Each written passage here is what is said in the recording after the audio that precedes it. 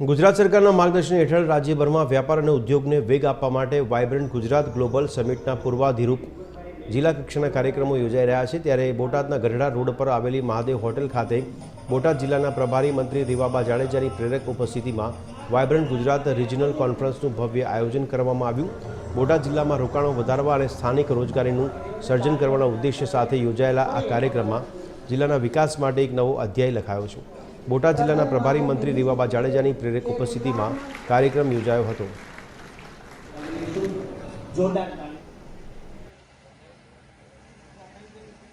આજે બોટાદ જિલ્લામાં regional vibrant summit conference છે એનું આયોજન કરવામાં આવ્યું। આ આયોજનમાં બોટાદ જિલ્લામાંથી ખૂબ સરસ સંખ્યામાં ઉદ્યોગ સાહસિકો છે એમને પોતે પાર્ટિસિપેટ કર્યું। 11 જેટલા એમઓયુઝ અને 300 કરોડથી વધારે રકમના એમઓયુઝ છે એ સાઇન કરવામાં આવ્યા છે।